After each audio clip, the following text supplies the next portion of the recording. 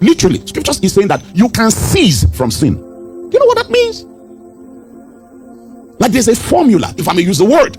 There's a principle that if you embody, you would cease from sin. What is this armor? What's the ammunition? What's the armor that we need in order to conquer sin so much that we can cease from sin? It is a mindset, first and foremost. But it's a mindset that has to do with suffering with regards to sin. 1 Peter chapter 4 verse 1. Since Christ suffered for us in the flesh, now arm yourselves also with what? The same mind. Do you understand the language of arm? To arm. That's where we get the word ammunition. And scripture says, because Jesus is suffered for us in the flesh. The admonition, the instruction is what? Arm yourselves likewise with what? The same gun. What's the gun in question? What's the ammunition in question? It's a mind. Arm yourselves likewise with the same mind. That means that in Jesus there was a mind, there was a mindset that helped him to live the life that he lived. And they're saying that that mindset is an ammunition.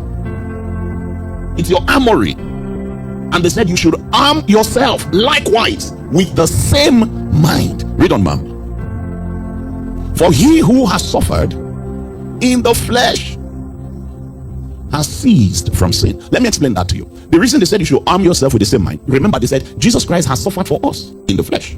Okay? And they now said arm yourselves likewise with the same mind. What is the mind? There's this mindset about suffering.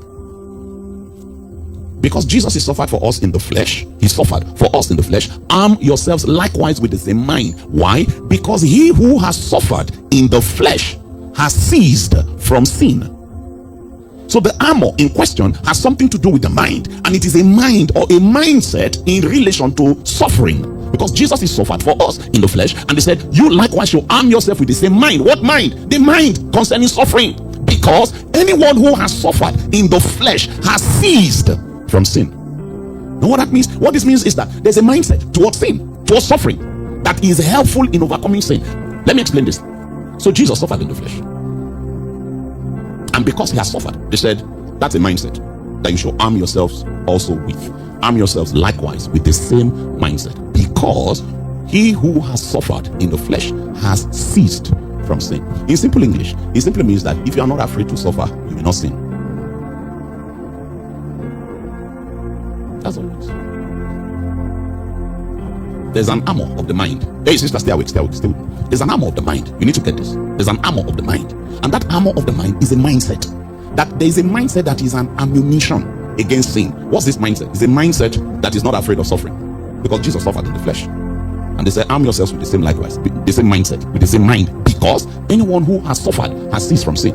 It's still King James verbiage. It just means that anybody who is not afraid of suffering will not sin.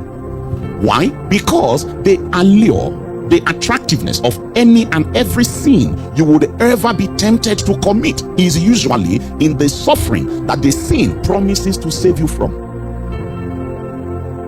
Every time you are tempted to sin, there is a suffering that you are going to avoid. If you commit the sin, that's what makes the sin attractive. The attraction of sin is usually the suffering that sin would promise to deliver you from if you embrace it. So if you are not afraid to suffer, sin has lost its bargaining power. Like if you don't do that, you're going to be broke, okay? And then if you are broke, you're going to look very different. And then it's like, okay, so yeah, so what next? Like, but then that means that people are going to look down on you like, yeah, so what?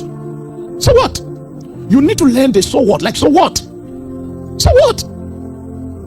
Like, you're going to look very different from all your mates. So what? So what? Name it. Whether it's tending towards material, or why do people commit immorality? It's pleasure.